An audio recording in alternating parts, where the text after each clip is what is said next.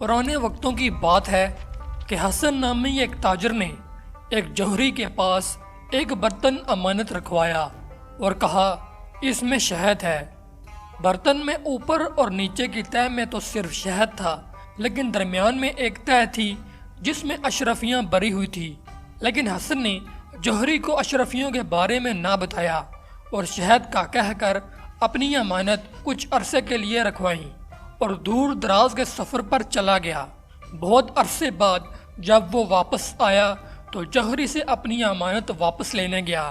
جوہری نے اس کی امانت اسے واپس لوٹا دی اور وہ برتن اسی طرح بند تھا جس طرح حسن نے جوہری کو دیا تھا۔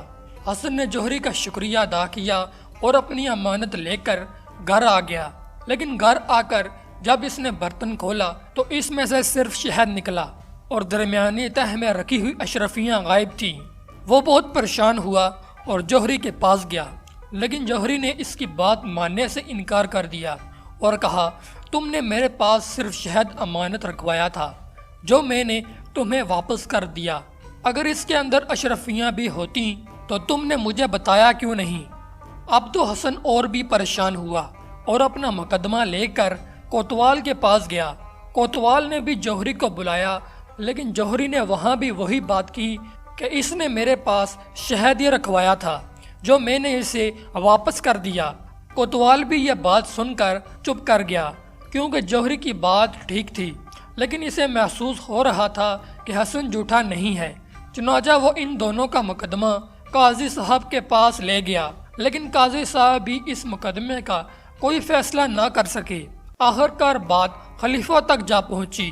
خلیفہ بھی ساری بات سننے کے بعد جوہری کے حق میں فیصلہ دے دیا کہ جوہری ٹھیک کہہ رہا ہے۔ اگر برتن میں اشرفیاں تھیں تو حسن کو بتانا چاہیے تھا۔ اس نے شہد امانت رکھوایا تھا جو اسے مل گیا۔ حسن افسردہ ہو کر خلیفہ کے دربار سے چلا گیا۔ سب کو پتا تھا کہ حسن سچا ہے، لیکن وہ اس عجیب و غریب مقدمے کا فیصلہ کرنے سے قاصر تھے۔ کچھ دن گزرے کہ خلیفہ بھیس بدل کر اپنی عادت کے مطابق شہر کا جائزہ لینے نکل گیا۔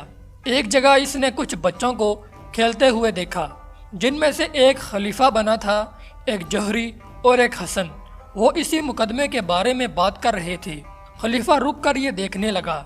حسن نے اپنا مقدمہ پیش کیا، جوہری نے ماننے سے انکار کر دیا تو خلیفہ بنے بچے نے کہا کہ شاہی حکیم کو بلایا جائے۔ ایک بچہ شاہی حکیم کے روپ میں آیا۔